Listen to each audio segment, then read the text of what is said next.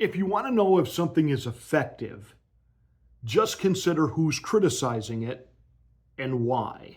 Let's get ready to rumble!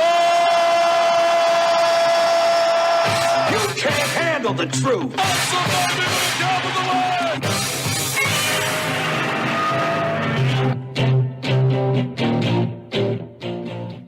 Hi, I'm Pastor Marty. Welcome to the Afternoon Drive. Make sure that you are subscribed to the channel, and once you are, smack the bell. Click the word all. That will give you notification of my rants, my ravings, my undeniably flawless reasonings. Please like and share this video. It's the only way that we get the word out that we're here. Thank you so much for watching and being a part of the Afternoon Drive. One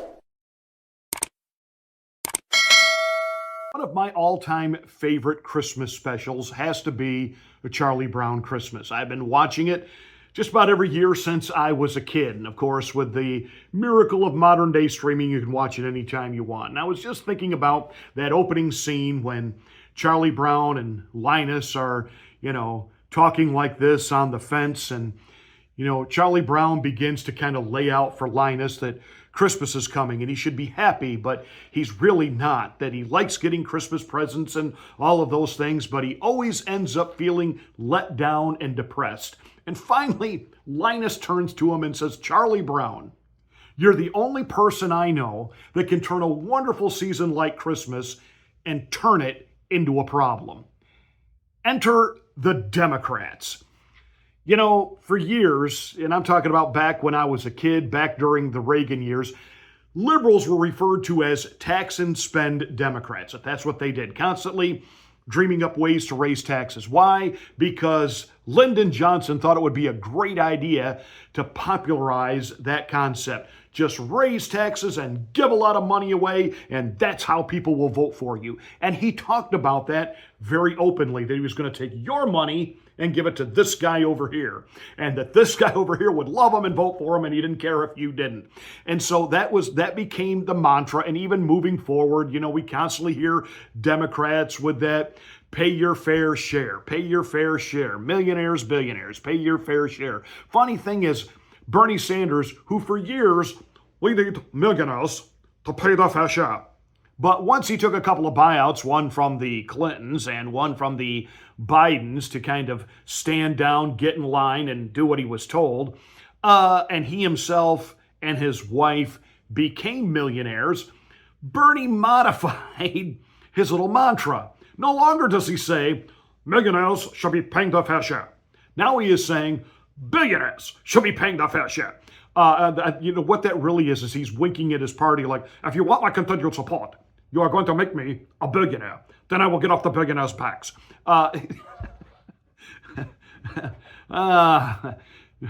Good old Bernie Sanders. I mean, really, he just looks like a character out of the Muppet Show. All right.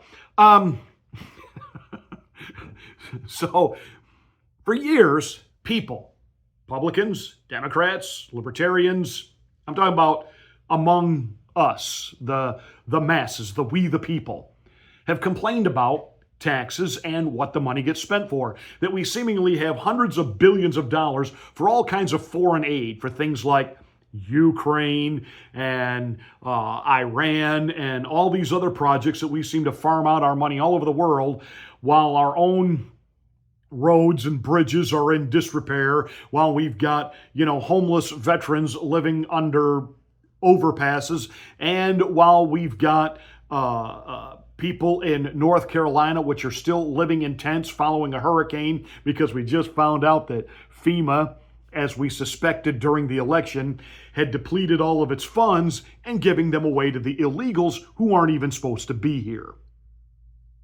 But of course, are the Democrats upset that that's been exposed? What they're upset about is the fact that there is a group of people led by Elon Musk called DOGE that's actually doing an audit of the books. How dare they? Do they not know that we, the government, we, the Congress, that's our job? Well, you've done a pretty lousy job of it. And they like to cite the fact that groups like the New York Times and the Wall Street Journal are on their side, that DOGE is a constitutional crisis. No, what DOGE is doing is exposing fraud. $59 million to pay hotel bills, luxury hotel bills, five-star hotel bills for migrants.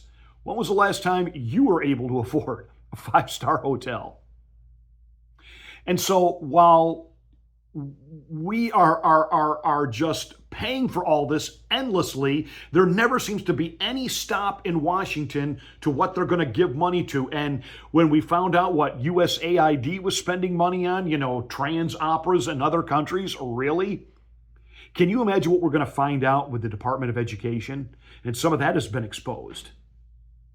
And Ellon really wants to get in there and see what the Treasury's been up to. And all he's doing is finding all this, reporting it to the president's reporting it to we the people. This is called transparency.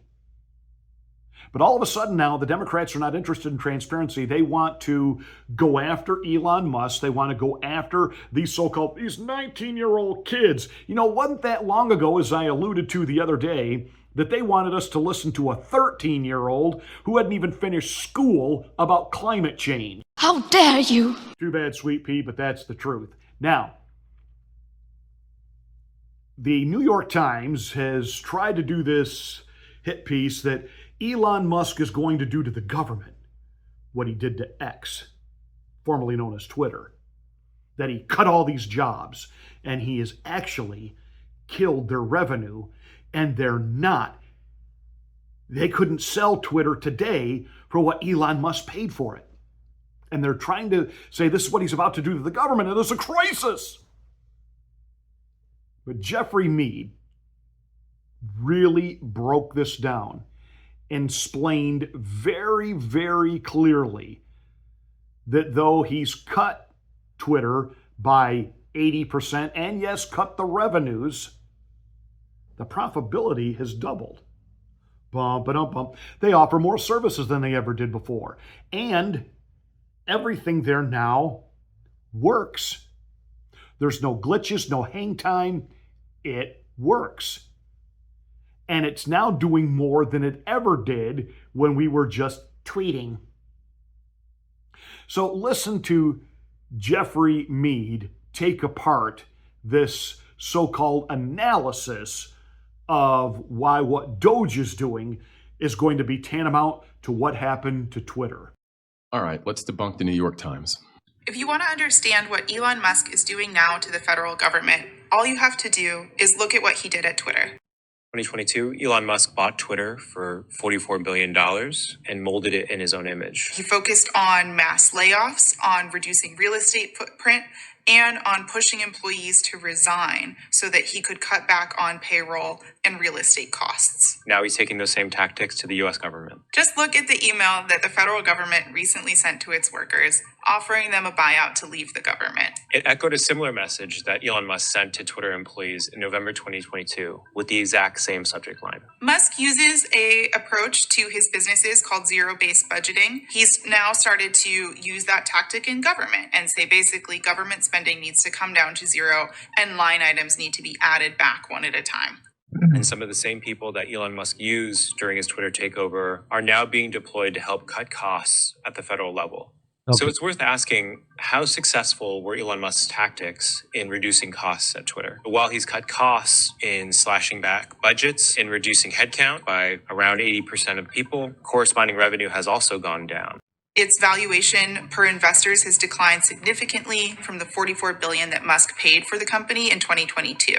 Very selective with their information. And the goal is to push a certain narrative to get you to think that what Elon is doing with the government is bad. But they say, hey, if you want to see what he's doing with the government, just look at what he did with Twitter when he took it over. But yes, he cut a bunch of staff that was unnecessary and he cut unnecessary cost down. If we apply that to the government, that means more taxpayer savings and more money for us to get our government out of debt. But that's not it. All they told you is that revenues have decreased. So let's go back specifically to what he said.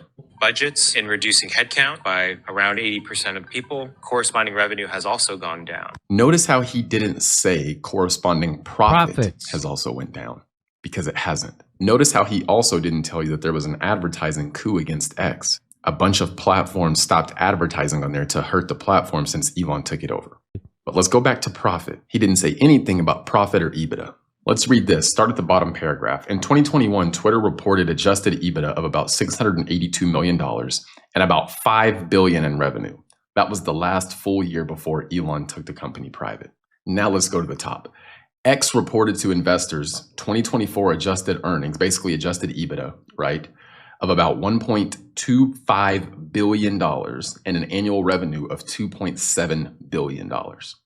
Investors said that that was a better picture than they had expected and that X's finances hit an inflection point a few months before the election. So even with advertisers working against Elon, the company now has less revenue but produces more profit. And mind you, Twitter was a very, very, very left-leaning company. Over 96% of political donations from Twitter employees went to Democrats. It was a very left-leaning company. It was run by the left. So Elon took that company over, removed all the unnecessary pieces, and removed the people that would be harmful to the platform. Dealt with advertisers trying to destroy his platform, and still turned it around. Now it has more features than ever and is more profitable than it was when he took it over with less revenue. And like she said in the beginning, If you want to understand what Elon Musk is doing now to the federal government, all you have to do is look at what he did at Twitter.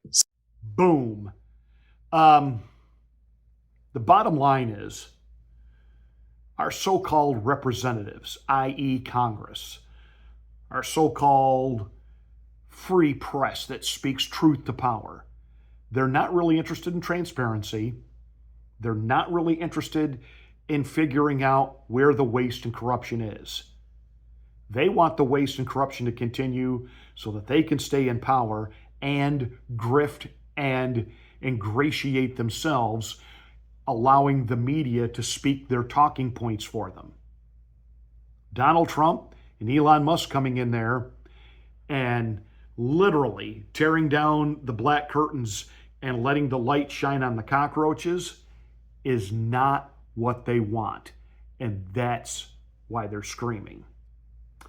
You know, when they say things like, Donald Trump was going to fix the economy, that's funny. For 4 years, they didn't give a flying flip about the economy or what you and I were paying for anything. And now Donald Trump is going to do more to fix the economy than just slap a Band-Aid on it or mandate that for a week or two gas prices go down to give us the illusion that he's doing something, i.e. Joe Biden. By eliminating the waste, the corruption, it becomes a long-term, permanent solution. You get to keep more of your money. Bum, ba-dum, bum.